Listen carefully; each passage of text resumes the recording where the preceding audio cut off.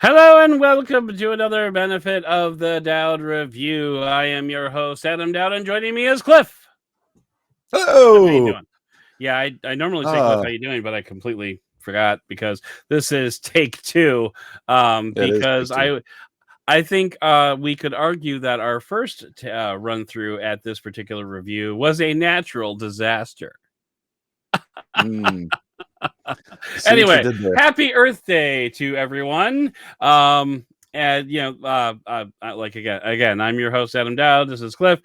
We are here for Earth Day. This is becoming something of an annual tradition, It which is. we're a little bit happy about. Last year, we did a review of the Anchor.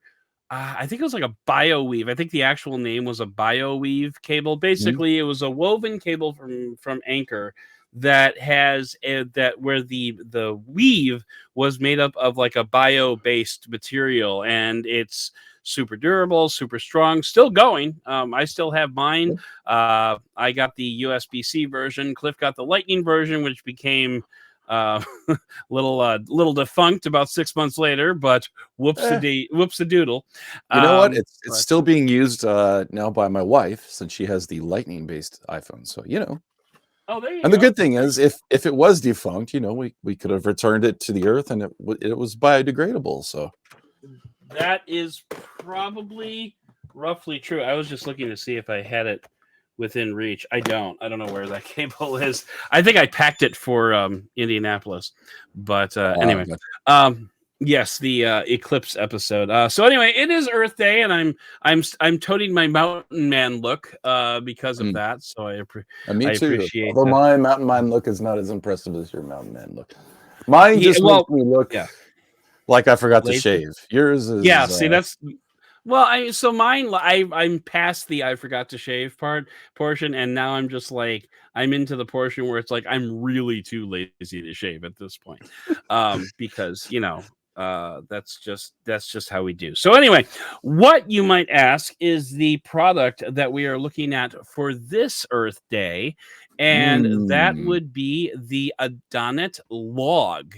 The Adonit Log is a stylus that is made by. So when I was working for a iPad annotation app company, I annotate. People used to ask us all the time, like, what stylus should I use? And this is pre Apple Pencil. mhm. And like, I always used to recommend, like, and I would tell people, straight up, this is based on zero in hand experience, but from everybody that I've talked to as a support person, the Adonit seems to be like the go-to stylus for, Yeah, for if Donna's you're, been around a annotating. long time.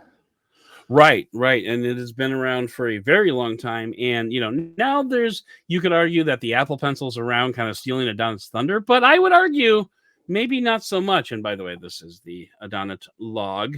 You can see it's a very simple thing. In fact, why don't we go ahead and bring up Skippy, and we can That's a good idea. properly Hi, Skippy. show off Mister Adonit Log, and let's switch the layout and not to that one. We're going to do that one, and we're going to put this up here. See, this is what I was talking about. This is why I want to see what's going to be on the screen before we actually bring it up on the screen.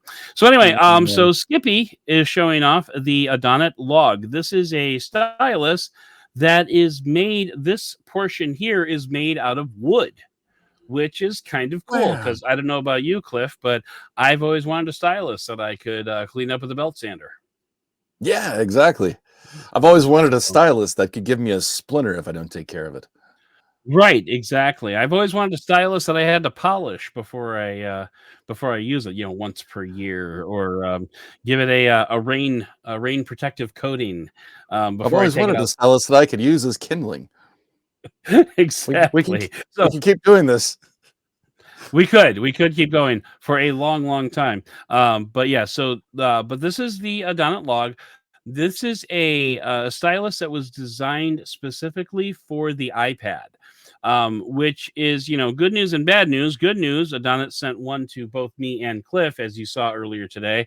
The bad news That's is right. Cliff doesn't have an iPad. So, whoops-a-doodle.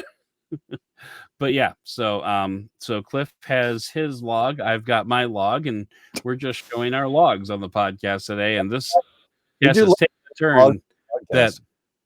yeah, the original podcast did not take this particular turn. It took a different turn, which we will also not revisit this time around.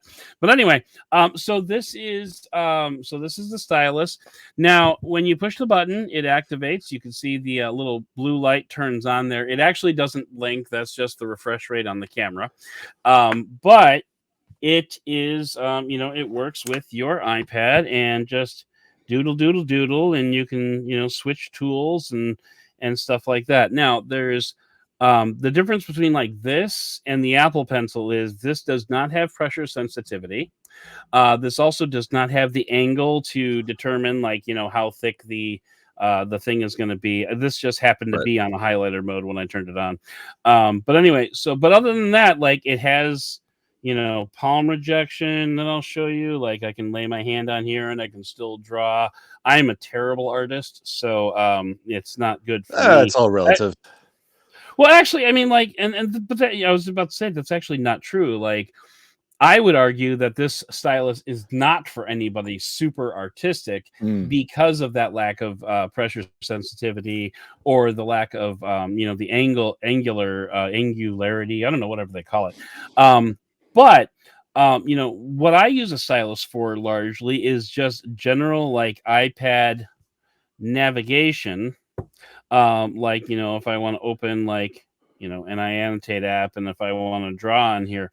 One thing I wanted to point out, I mentioned the company that I used to work for before, iAnnotate, still available in the App Store if you want to download it, but I don't work there anymore, so you're not helping me.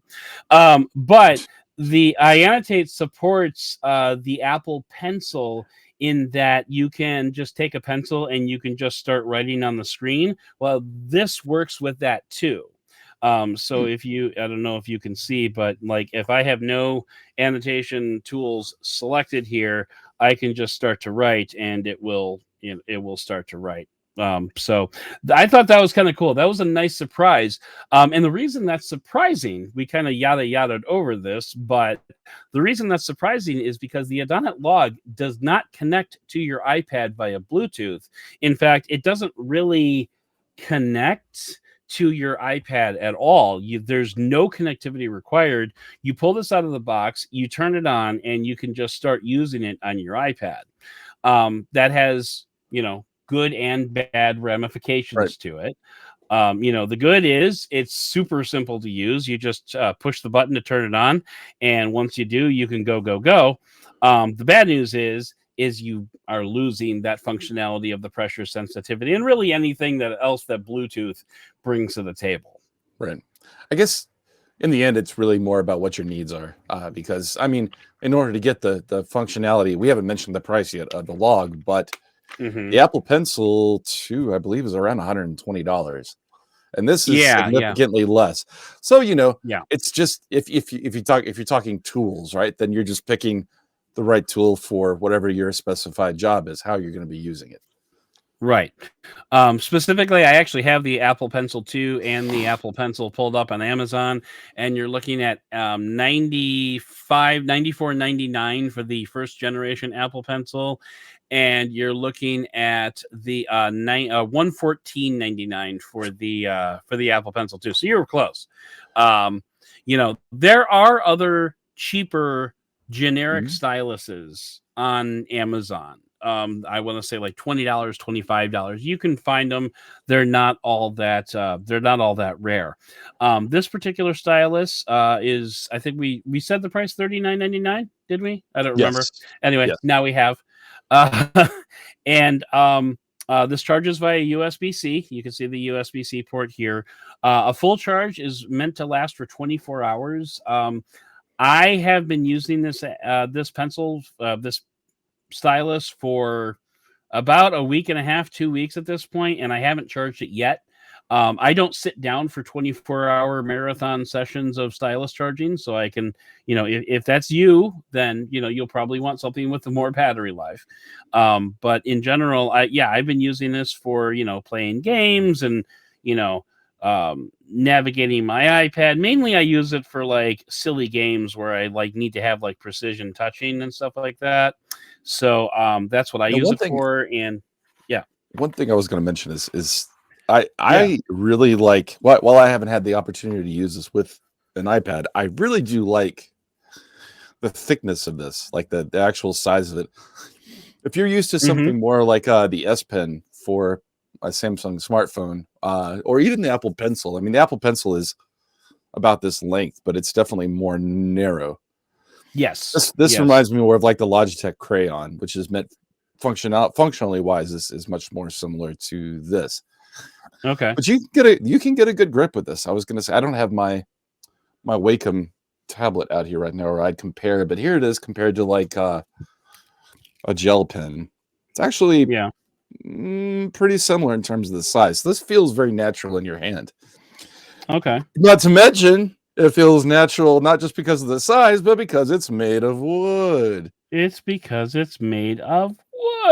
And you might be able to see this. I don't know. It might be blown out, but this is a game that I play a lot. It's basically you just have to fill in these squares with like the various thing, and that requires a certain precision. So like I can use the stylus to fill in that square, but not the square next to it, stuff like that. I mean, this is the kind of stuff that I use a stylus for. So this, in that respect, it's perfect for me. I also wanted to show you that it does the thing where you can drag up the notes thing from the corner, like it does with an Apple Pencil. Basically, this is an Apple Pencil minus pressure sensitivity, minus angle, and minus one other thing, which might actually be a deal breaker for you.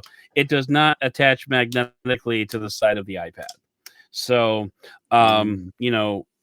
doing so would probably require a less eco-friendly approach because you'd have to put like more non-biodegradable materials in here, like magnets and whatnot. But overall, it's hard to complain about that minor little thing. I will very easily toss this into my bag the next time I travel, and I won't even think twice about it. This is a great item. It is very lightweight, and it charges with USB-C, which is a plus. You can charge it with your regular phone charger if you want, and it actually comes with like a super short. I don't think I have it with me, but it actually comes with a super short USB-C cable, so for charging purposes. But again, this is a fairly simple item. We're not going to talk for 30 more minutes about a stylus because we don't really have to. But that is our Earth Day entry for 2024, and happy Earth Day to you, Cliff. Happy Earth Day to you, sir. Okay, and happy Earth Day to all of those who celebrate, which is presumably everybody, because we all live on Earth. But that is going to do it for this episode of the podcast. Please consider subscribing to this channel if you enjoyed it. And if you really enjoyed it, hit that subscribe button, smash that bell, get notified of all new reviews as they come in, hit that like button, and let us know. What is an earth-friendly product that you use on the daily? We're kind of curious because, we're looking for submissions for next year as well. So if you have any suggestions, hit us up in the comments down below. And if you want some early access, you could jump onto Patreon at patreon.com/benefit of the Doud. I'd like to thank the co-producer Cliff for all of his hard work behind the scenes and for talking through the Adonit Log with me. But most of all, and as always, I'd like to thank you for watching and for giving us the benefit of the Doud.